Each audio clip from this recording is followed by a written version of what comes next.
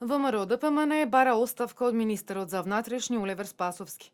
На денешната пресконференција го обвинија дека криел, дека заменик министерот за труд и социјала Диме Спасов бил нападнат, но и дека ја лажал јавноста.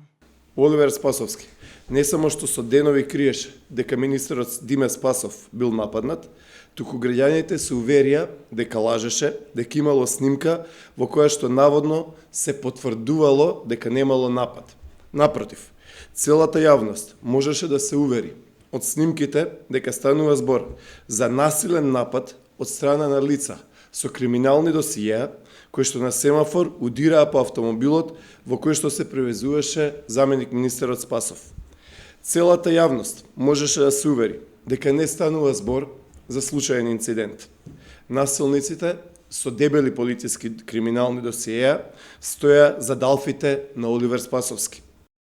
Владко Ѓорчев да побере одговорност од неговиот сопартиец Диме Спасов, одговорија од СДСМ. Диме Спасов уништил возила што можеле да бидат и деца или кој било граѓанин. Спасов не се брани. Спасов не смее да дојде до нашите деца во градинките. Ѓорчев и нарачателот на пресконференцијата Никола Груевски нека се погледнат во огледало. Бранат насилство бидејќи и самите се насилници или соучесници. Завршува времето на аздисаноста на оваа власт. По 11 декември доаѓаат граѓаните.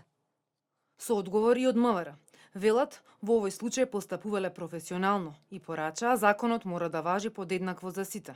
Министерството за внатрешни работи реагира на бескрупулозниот обид направен со пресконференцијата на Владко Ѓорчев од ВМРО-ДПМН. Дополнителниот заменик министер Диме Спасов, од сторител на неколку прекршоци, да го претвори во жртва. МВР во врска со овој случај истакнува дека во сите фази на постапката настојуваше да обезбеди високо ниво на професионалност и непристрасност, што треба да биде стандард до кој тежи секој државен орган во Република Македонија. За овој случај се произнесе и членот на извршниот комитет на ВМРО-ДПМН Илија Димовски. Ги повика припадниците на МВР да останат професионални и одговорни, да си ја вршат работата врз база на закони правила, а не врз база на симпатии или со некакви поврзаности со одредени политички структури.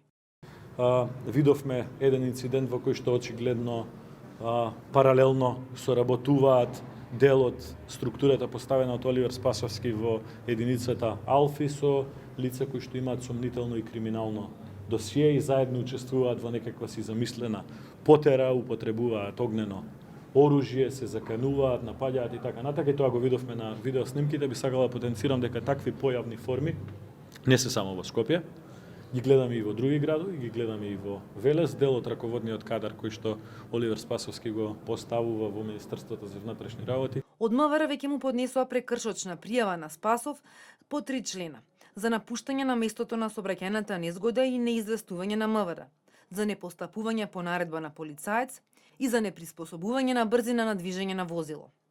Тој пак во интервјуто за ТВ Нова тврдеше дека станува збор за полициско-криминална местенка, односно дека го бркале вооружени лица, а полицијата не преземала ништо да го заштити од напаѓачите.